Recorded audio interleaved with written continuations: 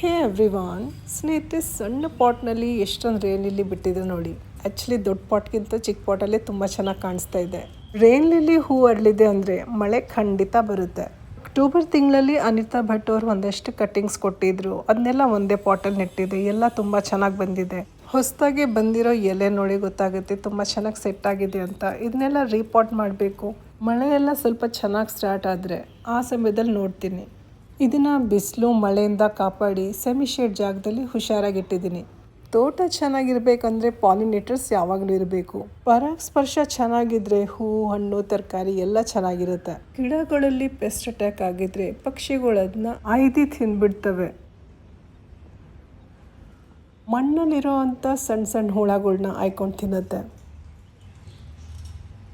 ನನ್ನ ಅನುಭವದಲ್ಲಿ ಪಕ್ಷಿಗಳಿಂದ ತೋಟಕ್ಕೆ ಏನೂ ತೊಂದರೆ ಇಲ್ಲ. ಈ ಬುಲ್ಬುಲ್ ಅಂತೂ ನಮ್ಮ ತೋಟದ ಜೀವ ಥರ. ಬುದ್ಧ ಬೇಲೆ ಗಿಡದಲ್ಲಿ ಹೂ ಬಿಟ್ಟಿದೆಯಲ್ಲ, ಇದು ಪಾಲಿನೇಟರ್ಸ್ನ ತುಂಬ ಅಟ್ರ್ಯಾಕ್ಟ್ ಮಾಡುತ್ತೆ. ಸಖತ್ ಬ್ರೈಟ್ ಕಲರ್. ಗಿಡಗಳ ಮಧ್ಯ ಬಚ್ಚಿಕೊಂಡ್ಬಿಟ್ಟಿದೆ. ಇದ್ರ ಎಲೆ ನೋಡಿ ಎಷ್ಟು ಚೆನ್ನಾಗಿದೆ, ನೋಡೋಕ್ಕೆ ತುಂಬ ಚೆಂದ. ನೆಕ್ಸ್ಟ್ ಗಿಡ ನಿಮಗೆ ತೋರಿಸ್ತಾ ಇದ್ದೀನಲ್ಲ, ಇದ್ರ ಹೆಸರು ಲೋರೋಪೆಟ್ಲಮ್ ಅಂತ. ಹೂವಂತೂ ತುಂಬ ಸುಂದರವಾಗಿರುತ್ತೆ. ಇದ್ರ ಎಲೆನೂ ಅಷ್ಟೇ ಚೆನ್ನಾಗಿರುತ್ತೆ. ಇದನ್ನ ಜಾಸ್ತಿ ಉಪಯೋಗಿಸೋದು ಲ್ಯಾಂಡ್ಸ್ಕೇಪಿಂಗಲ್ಲಿ ಮತ್ತು ಹೆಚ್ಚಿಗೋಸ್ಕರ ಜಾಸ್ತಿ ಯೂಸ್ ಮಾಡ್ತಾರೆ. ಈಗೀಗ ಇದ್ರೊಳಗೆ ಹೂ ಬಿಡಕ್ಕೆ ಆರಂಭವಾಗಿದೆ.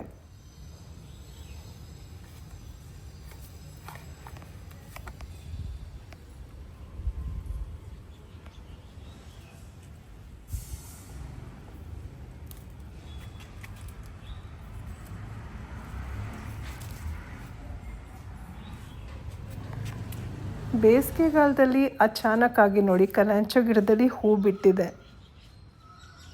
ಲಾಲ್ಬಾಗ್ನಲ್ಲಿ ಇವತ್ತು ವಾಕ್ ಮಾಡ್ತಾ ಮಾಡ್ತಾ ನಿಮ್ಗೇನೋ ಒಂದು ಇಂಟ್ರೆಸ್ಟಿಂಗ್ ತೋರಿಸ್ಬೇಕನ್ನಿಸ್ತು. ಬನ್ನಿ ನೋಡೋಣ ಏನಂತ.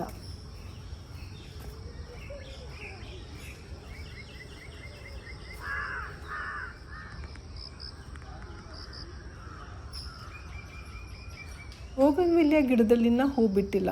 ಇದು ನೋಡಿ ಮರ ಥರ ಇದೆ. ಮರ ಥರ ಏನು, ಮರನೇ ಅಂದ್ಕೊಳ್ಳಿ. ತುಂಬ ಥಿಕ್ಕಾಗಿದೆಯಲ್ಲ, ತುಂಬ ಹಳೆಯ ಮರ ಅನಿಸುತ್ತೆ.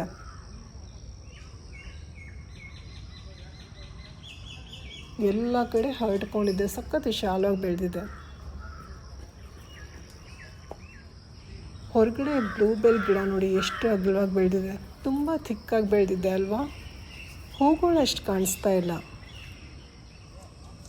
ಈ ಹೂವಿನ ಹೆಸರು ಏನಂತ ನೀವು ಕಮೆಂಟ್ ಮಾಡಿ ತಿಳಿಸಿ. ಸಖತ್ ವಿಶಾಲವಾಗಿ ಬೆಳೆದಿದೆ. ನಾನು ತುಂಬ ಪಾಲಿನೇಟರ್ಸ್ ನೋಡಿದ್ದೀನಿ, ಎಸ್ಪೆಷಲಿ ಜೇನು ಹುಳ ಇದ್ರ ಸುತ್ತೂ ಇರುತ್ತೆ.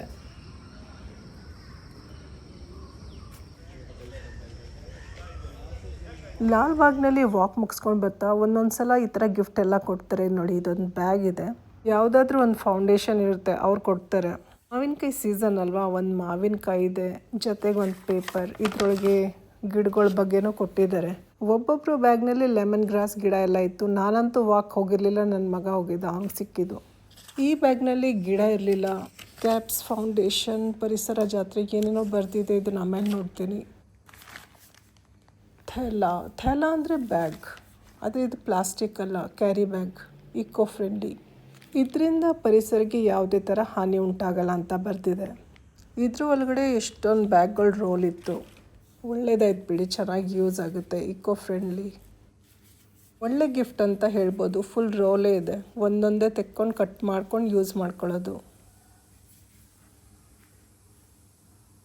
ಪ್ಲುಮೇರಿಯಾ ಗಿಡದ ಒಂದಷ್ಟು ಕಟ್ಟಿಂಗ್ಸ್ನ ಕಟ್ ಮಾಡಿ ಒಂದು ವಾರದ ಮೇಲಾಗಿದೆ. 10 ದಿನನೇ ಆಗಿರ್ಬೋದು. ಇವತ್ತು ಇದನ್ನು ಮಣ್ಣಲ್ಲಿ ನೆಡ್ತಾ ಇದ್ದೀನಿ. ಕಟ್ ಮಾಡಿದಾಗ ಇದರಿಂದ ಹಾಲು ಬರುತ್ತಲ್ಲ, ಅದೆಲ್ಲ ಚೆನ್ನಾಗಿ ಒಣಗಿದೆ. ಏನು ಜಾಸ್ತಿ ಕೆಲಸ ಇಲ್ಲ. ಎಲೋವೆರಾ ಜೆಲ್ ಹಾಕಿ ಇದನ್ನು ನೆಟ್ಟಿದ್ದಾಯಿತು. ಇದನ್ನು ನೆರಳಿನಲ್ಲಿ ಇಟ್ಟಿರ್ತೀನಿ. ನೀರು ಹಾಕಕ್ಕೆ ಹೋಗಲ್ಲ, ಸ್ವಲ್ಪ ಒದ್ದೆನೇ ಇದೆ. ಈ ಜಾಗದಲ್ಲಿ ಜಾಸ್ತಿ ಬಿಸಿಲು ಬೀಳೋದು ಇಲ್ಲ. ಗಿಡಗಳು ಅದರಿಂದ ಚೆನ್ನಾಗಿದ್ದಾವೆ. ಜಾಸ್ತಿ ಇಂಡೋರ್ ಪ್ಲಾಂಟ್ಸ್ ಇಟ್ಟಿರೋದು. ತಾರಸಿ ತೋಟದಲ್ಲಿ ಈಗ ಸ್ವಲ್ಪ ಕ್ಲೀನಿಂಗ್ ಕೆಲಸ ಇದೆ. ವಿಡಿಯೋ ಇಷ್ಟ ಆಗಿದ್ರಲ್ಲಿ ಲೈಕ್ ಮಾಡಿ, ಶೇರ್ ಮಾಡಿ. ಮತ್ತೆ ಸಿಗೋಣ ಇನ್ನೊಂದು ಒಳ್ಳೆ ವಿಡಿಯೋ ಜೊತೆ. ಅಲ್ಲಿವರೆಗೂ ಧನ್ಯವಾದಗಳು. Thank you. ನಮಸ್ಕಾರ.